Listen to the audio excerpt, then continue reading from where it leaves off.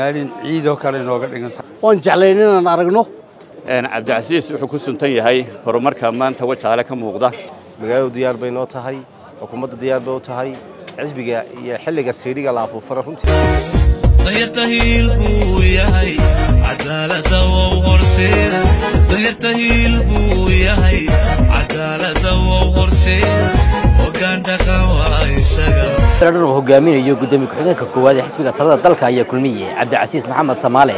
ayaa soo gaadhay gobolka Gabiley waxaana uu kulamo kala duwan la qaatay bulshada ku dhaqan magaalooyinka Arabsi iyo Gabiley sidoo kale Wajaale kulankan ayaa ku nisco guraysiya ku-xigeenka koowaad ee xisbiga talada dalka ayaa kulmiyay Cabdicasiis Maxamed Samaale oo kulan kula qaadanayo bulshada qaybaheeda kala duwan kulamadaasi oo ku isco guraysiya isla markaasina ay si diiran u soo dhaweeyeen shacabka kala duwan ee ku nool magaalooyinka Arabsi iyo Gabiley iyo Wajaale oo boqolaal ka mid ah shacabka magaalada Wajaale kula kulmay barxadani oo ah hotel Gelle ee magaalada Wajaale waxay nooga dhigan tahay Cabdicasiis Maxamed Samaale wuxuu nooga dhigan yahay qiimo weyn buu noogu fadhiyaa waan jeclayn inaan aragno waxaan aad iyo aad u soo dhaweynaynaa imaadkiisa iyo talooyinka uu nasiin doono iyo sidaan anaguna ula qaban doono wax aad baan u soo dhaweynaynaa maanta waxay nooga dhigan tahay haddaan Wajaale nahay maalin weyn maalin ciid oo kale inooga dhiganta maalin una soo booqday nin aad iyo aad noogu weyn oo qiimo weyn Wajaale ugu fadhiya oo wada xusuusanahay gaar ahaan ku suntanaa waqtigii uu xilka hayay wax qabadkii uu ka qabtay degmada Wajaale iyo nawaaxigeega ay hadda oo han weyn aan la leeno insha Allah hadii Allah ku simo meel fiican oo sare taga aan doonayno oo hankiisana ku taageersanahay ninkii alla gaarsiiyana magaalada Wajaale arki doonto qiimo ka weyn maanta inay gaari doonto hadii alla yiraahdo Cabdicasiis gudoomiye ku-xigeenka xisbiga oo maxay haytay maanta halkan lagu soo buuqday runtii wax weey Wajaale markay noqotana miisaan culus ku leh ama gobolka Gabileyba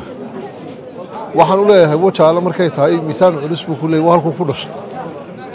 halku ku soo barbaaray reer Wajaale waxa ixtiraam gaar ah iyo qadarin gaar ah iyo qiimeyn gaar ah u hayaan kulley muddadii aw maxay haytay xilka hayu wasiirka ahaana wax badan oo reer Wajaale ku xasuustaan oo wax qabada ayaa suurta galay Cabdicasiis wuxuu ku suntan yahay horumarka maanta Wajaale ka muuqda ayuu ku suntan yahay wadadii carrakaawadii ugu horeysay magaalada la dhigo ee magaaladaniba ay ku gaadhay intii carrakaawada aan dhignay bay magaalada ku joogtaa oo gaadhay ninkii nagula magaranaysa dadaalay ee magaalada habeen iyo dharaarba magaranaysa u socday ayaha markay qaadhaanka noqoto xukuumadda isagaan u ka haysanay oo nooga soo qaaday ganacsatadii isagaan u ka haysanay oo nooga soo qaaday marka aad baan ugu mahadnaqaynaa wixii uu qabtayna Ilaahay ka abaal mariyo waana mid ay reer Wajaalena u hayaan waxa weeyaan wax qabadkiisaasi iyo magaranaysa dadaalka uu Wajaale u galay waan u haynaa Cabdicasiis waxaan leenahay doorto waa magaaladiisii marti kuma aha isagana dadka ku soo dhaweynaya sida la sheegay odayaasha iyo culimaduba sheegtay runtii wax qabadka la taaban karo ee magaalada uu ka qabtay oo waxaan annaga ku leeyahay marxaad uga nahay oo aan ogeyn mustaqbalka iyo waxa uu hiigsanayna hoo iyo hayl bay Wajaale la garab joogtaa insha Allah mustaqbalka dhow waxaan rajaynaynaa in xisbiga kulmiye uu soo baxo madaxtinimadana uu ku guuleysto oo ku soo dhaweynayno gudoomiye ku-xigeenka koowaad ee xisbiga kulmiye ahna deegaankan Wajaale lafihii hore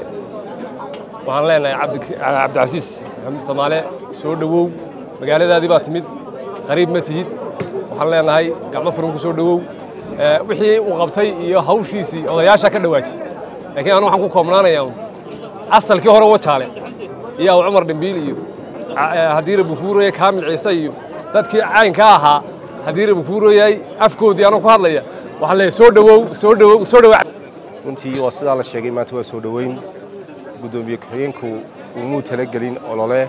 laakiin waa magaaladiisii iyo dadkiisii oo soo booqday maadaama ay maalin fasaxa oo ay jimco tahay waan ugu mahad celinaynaa inuu na soo booqdo uu noo yimaado oo cagta nagu badiyo runtii maanta waad aragtaan iyadoo ay gelin dambe tahay maalin jimca oo dadku fasax ku jiraan ay tahay dad badaanay magaalada joogin haddana sida loo soo dhaweeyo wada kasoo gudoomiye ku-xigeenka taasi waxaa ku tusaysaa ka soo bilow xilligii ololii 2003 2010 2017 intii doorasho madaxtooye ee la soo galay marnaba xisbiga kulmiye oo farxad waxaan ahayn wajaale kala tagay lama arag maantana waa sidii waxba iskama bedelin farxadii iyo farxadeedii ayay nagala tagi doonaan runtii ta kale waxaan odayaasha degmada iyo guddiga horumarinta intaba la qabaa waxqabadka laga dhawaajiyay mudane cabdicasiis xilligii wasiirka maaliyadda ahaa odayga xisbiga kulmiye ee gobolka uu ahaa intii wax ka qabtay degmada horumarkeedii la gacan qabtay ee wax la hagaajiyana waa la qabaa runtii waa ku mahadsan yahay intaa in ka badanna waa looga fadhiyaa iminkana waa odayga xisbiga raabta u fadhiya taasina wixii kale uu la qaban karo runtii waa u diyaar dadweynaha reer wajaale odayadooda iyo dhalinyaradooda iyo intaba waxaan uga mahadnaqanaa sida soo dhaweynta quruxda badan ee diiran ay u soo dhaweeyeen gudoomiye ku-xigeenka xisbiga kulmiye cabdicasiis maxamed samaale wixii kale ay nooga baahdo xisbiga iyo xukuumadda isku jiraaba mudane gudoomiye dadku diyaar bay noo yihiin magaaladu diyaar bay noo tahay xukuumadda diyaar bay u tahay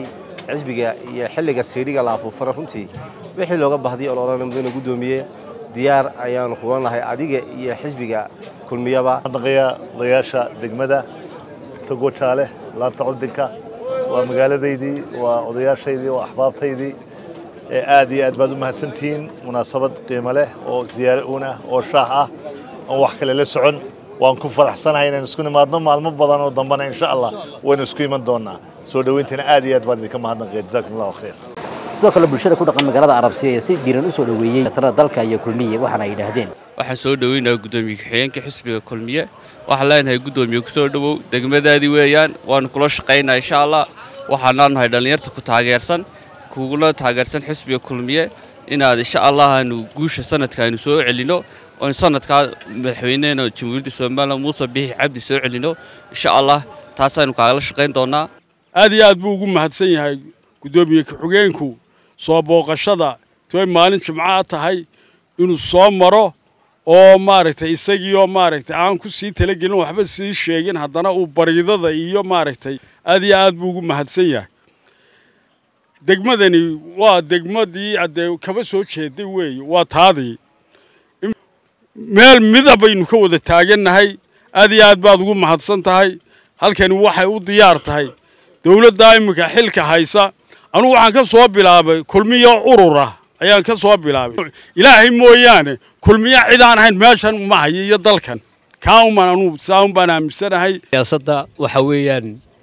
dee waxaynu u igmanay cabdulcasiis iyo rag lamid ah waxaan u malaynayaa inay halkeedii ay ku habboonayd marin doonaan haddii ilaahay yidhaahdo iminkana ay marayso ku socoto waxaan ku leeyahay cabdulcasiis ku soo dhawow Arabsiyo inkastoo ku odhanay ku soo dhawoowday magaaladaadii tahay oo ay gobolkaagii tahay degmadaadina tahay soo booqday gudoomiye ku-xigeenkii kulmiye cabdicasiis maxamed samaale ku soo dhawow degmadaadii degmadu waa degmadaadii cid kaaga waramayso xisbiguna waa xisbigaagii Arabsiyo aniga waa magaaladeydii gobolku waa gobolkaygii inaad la shahayno baan idinku nimid dee qof ku tirsanood u tirsantoo waxa tahay inaad u tahay wuxuu yahayna ku ah يعني مالك خلينا نتكشف يسموه يسجل لقطة نكون بدين ميسد مركز جزاكم الله خير لبح حالة ضوضو آدو وين بينه كترها إمكا حالة دوا حالة ده إنه قلنا الدور شو يندل كاي كده دونان هدي الله يدا وإنه ديار قلوب الدونو إن شاء الله تعالى سنة بدقلية وناجا إنه هالكادور شو يبين كسو قارني إنه ديار قلونه سوق في عنا يقول قيمة بدن له إنه إن شاء الله ديار قلونه نقدونتا أهرن طلبات مهم كينا وأهرنتا اعتراف كسومالي لان maanta albaabka iyo daaqada inoo saaran ee Ilaahay subhanahu wa ta'ala waxaynu doonaynay intuu inaga aqbalay maanta in layna ictiraafo aynu mataqaana aynu sugayna biidnillaahi ta'ala iyadana aan diyaar galowno cadow badan baynu leenahay oo ictiraafka iyo dawladnimada diidan oo noocyo badan marka iyadana kul waayeel waa wada indhe isku sheegi mayna cadowga ku dibadeed iyo mid kaleba inaynu diyaar galowno oo waxaynu inta raadinaynay wuxuu calanka maanta 60kii intaynu ilaahayna siiyay dabadeedna halkuu ku dambeeyay noognahay maanta ilaahay subxaana watacaala haddaynu la soo noqonnay 4 iyo 30 sano ka hor maantana dhibtay naga haysatay raggii aynu mataqaanaa dee intaynu midownay dib u kala noqonnay annagaaba idinloo addoomaad noo tiim bayba taagan yihiin oo kuwa ubadkeenna ku qalanaya intii halkaa joogtay waa kuwa qalanaya horena way u dubteen oo aljasiira dadkii lagu laayay iyo dadkii diyaaraddu ku duqeeyeen magaalooyinkeenna waaweyn iyo dhulka aynu maanta dib u dhisannay halkii aynu ka soo bilownay dib uga soo bilownay 8 ilaa 9 waynu wada ognahay wax maanta aynu dib isugu sheegayna maaha laakiin taariikhda madoobayd ee dhiigga huwanayd aynu ilownay bay dib inoo xasuusinayaan